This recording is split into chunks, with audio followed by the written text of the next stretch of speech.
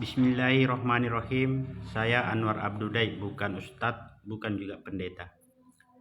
Di sini saya akan membahas yang dimaksud dengan Allah dan Rasulnya. Jadi untuk kita ketahui siapakah Allah dan siapakah Rasulnya, di sini saya akan menjelaskannya secara detail berdasarkan fakta yang ada di kepala manusia.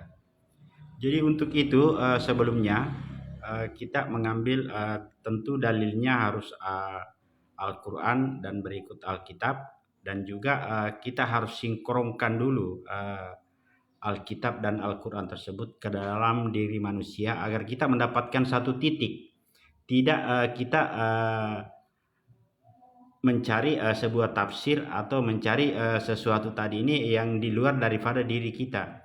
Jadi kenapa saya berani untuk mengatakan bahwa kita harus sinkronkan dulu ke dalam diri manusia, karena di dalam Al-Quran sudah jelas dijelaskan bahwa ada 25 nabi yang harus kita ketahui. Sudah kami dapati tanda-tandanya, itu ada 10 ada di kaki dan 10 ada di tangan, dan kemudian yang 5 itu adalah rasulnya yang ada di kepala manusia.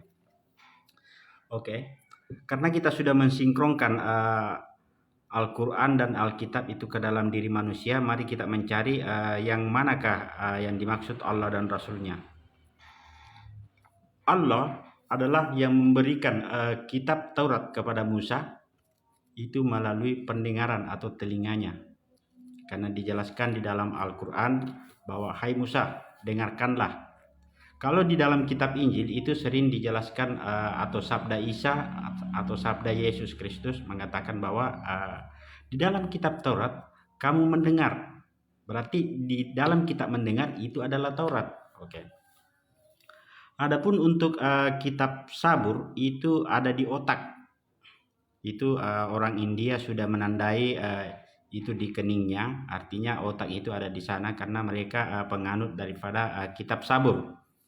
Jadi kitab Sabur diberikan kepada Daud. Kita mengetahui bahwa Daud itu memiliki sebuah kebijaksanaan bila mana memutuskan sebuah perkara-perkara seperti ada yang diceritakan di dalam kitab Al-Quran, yaitu ada penggembala kambing. Oke.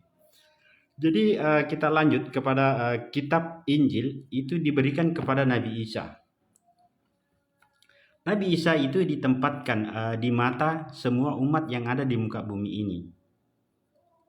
Karena beliau itu di dalam Al-Quran dijelaskan di dalam surat Maryam ayat 33, dan kesejahteraan semoga dilimpahkan kepadaku pada hari kelahiranku, pada hari wafatku, dan pada hari aku dibangkitkan hidup kembali.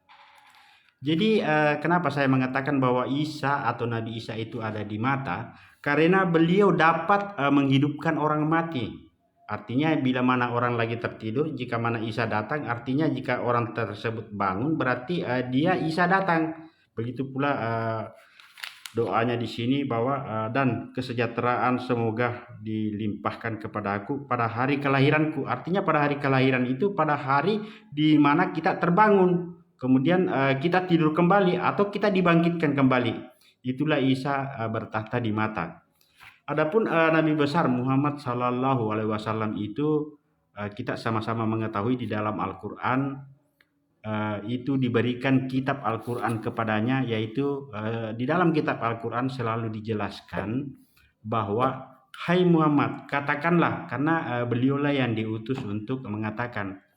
Jadi kedudukan Nabi besar Muhammad Sallallahu Alaihi Wasallam di dalam muka bumi ini itu adalah di mulut semua umat yang ada di muka bumi.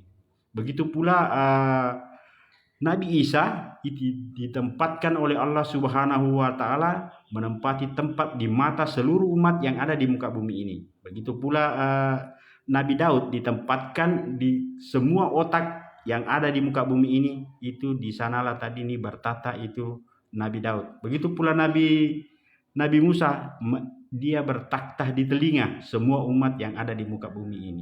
Itulah Allah yang memberikan pendengaran, pemikiran, penglihatan, dan perkataan kepada rasul-rasulnya. Itulah Allah dan rasulnya. Demikian.